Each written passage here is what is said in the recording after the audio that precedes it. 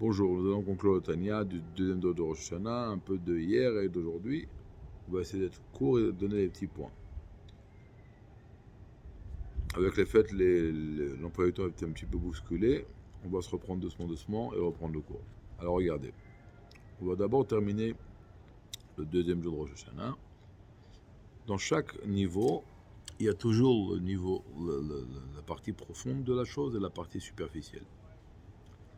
Par exemple, dans les sphères, ce qui nous concerne la Chokhmah, il y a la profondeur de la Chokhmah et la partie superficielle de la Chokhmah, celle qui va descendre et se dévoiler aux créatures, ou aux niveaux qui sont inférieurs à elle. Moshe Rabbeinu, il a pu saisir la partie superficielle inférieure du niveau de Chokhmah. La partie profonde de la Chokhmah, ça c'est la Chokhmah telle qu'elle est dans le monde de Hatzilut. La partie inférieure de la Chokhmah, c'est elle qui descend et c'est elle que Moshe a pu percevoir.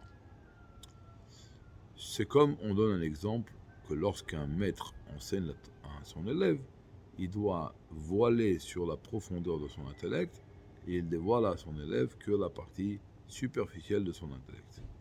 Ce qu'on appelle ici dans le Tanya le Prenat Achoraim. Maintenant, la Torah que nous étudions, elle vient également de l'intellect de Chorma de Hatzilut.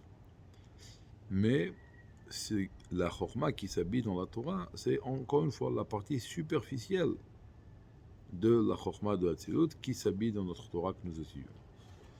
Donc on voit qu'il y a un point commun entre la Torah et Moshe Rabbeinu. Parce que le niveau de la Chokhmah qui s'habille dans la Torah, c'est ce niveau-là que Moshe Rabbeinu il a pu percevoir.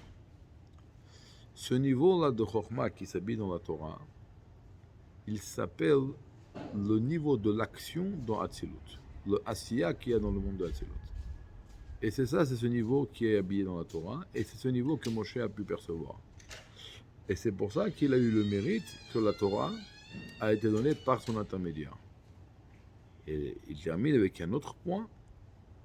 C'est pour ça qu'un homme qui étudie la Torah et qui ne pratique pas ce qu'il étudie, il y a une parole très dure qui dit que ça aurait été mieux qu'il ne sorte pas du ventre de sa mère. Pourquoi ?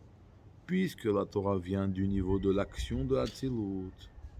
C'est pour ça que tout le sujet de la Torah doit être traduit par l'action. Maintenant, dans la lettre 20 des Grottes Kodesh, il commence une notion, on va dire quelques petites préfaces et on continuera demain. D'abord, il faut apprendre une chose. Dans le monde, il y a des multitudes de créatures, entre autres nous les êtres humains, qui parfois peuvent ressentir une autonomie, une indépendance. Ça veut dire pas ressentir forcément que quelqu'un nous a créés. Pourquoi ? Parce qu'on a été créé par Dieu. Et Dieu, il s'appelle ce qu'on appelle le Yesh par excellence. Je vais expliquer ce que ça veut dire. En vérité, nous, le maximum qu'on peut être, c'est dans notre sentiment se prendre pour des Yesh, des gens indépendants. Mais on n'est pas indépendants. Vous savez pourquoi ? On a une cause qui fait qu'on est là. L'énergie divine qui nous a créé du néant à l'existant et qui nous fait vivre à chaque seconde. Si la raison qui nous a créé du néant à l'existant et qui nous permet d'exister à chaque seconde s'en va, nous aussi on ne sera plus là. Donc on est dépendant. Il y a une seule entité dans le monde qui ne dépend de rien, qui n'a pas une raison qui a fait qu'elle est là, c'est Dieu. Dieu est ce qu'on appelle le Yesh Amiti, c'est le vrai Yesh par excellence. Et donc il y a que lui qui a pu créer un Yesh, quelque chose de matériel. Et c'est pour ça qu'il a créé un Yesh qui ressent une indépendance. Comme lui, Dieu, effectivement, il est indépendant. Et c'est lui qui a créé le Yesh, l'entité matérielle. C'est pour ça que la matérialité du monde peut ressentir une indépendance. Et c'est ça qu'on dit dans la prière, Ukayam. C'est quoi Dieu, il est vivant, il est existant. Mais bien sûr qu'il est existant. Non. Il est existant, mais sans indépendance. Et après, on dit Ukayam ou Shmokayam. La lumière de Dieu, elle a été créée, donc elle est dépendante. Eh bien non, Dieu a donné dans cette lumière qu'elle a les caractéristiques de l'essence de Dieu, bien qu'elle ait été créée du néant à l'existant, donc elle est également dépendante comme nous, elle a une force comme si elle était indépendante, cette lumière. Et c'est pour ça qu'elle a la force également de créer du néant à l'existant. Et là, il va plus loin que même les réceptacles, parce que Dieu, quand il crée les créatures, il utilise deux choses, la lumière et les réceptacles. Et donc, pour créer du néant à l'existant, il faut que ce soit une chose qui est une énergie divine qui est indépendante. Et donc, le fait que l'essence de Dieu est indépendante, c'est une chose. Le fait que sa lumière et même ses réceptacles sont indépendants, dans l'absolu, ils ne le sont pas, mais Dieu leur a introduit cette force. Et c'est ça qui dit ici que Dieu et ses réceptacles sont une seule chose. Pas qu'ils sont de la divinité, mais que Dieu leur a donné la force, comme à lui-même, que de la même façon que lui, il est indépendant. Et donc, grâce à cela, il peut créer du néant à l'existant.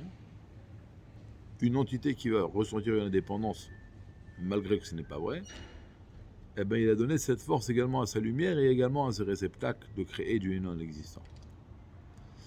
Ça, c'est le premier point. Deuxième point, il faut apprendre une chose. Lorsqu'il y a quelque chose dans les mondes supérieurs, et on va faire descendre cette chose-là de façon médoureguette, palier par palier, quand on va prendre une lumière spirituelle et on va la rétracter palier par palier, même si on va la rétracter des multitudes et multitudes de fois, jamais de quelque chose de spirituel ne va pouvoir à la fin du compte avoir quelque chose de matériel. Je vais prendre la lumière spirituelle, je vais la faire descendre de palier en palier, de palier en palier, de palier en palier. Eh ben, même en rétractant la lumière des milliards de fois, jamais de quelque chose de spirituel va se rétracter qui va avoir à la fin une table. C'est impossible. Alors comment le monde matériel a été créé? Il y a eu une coupure.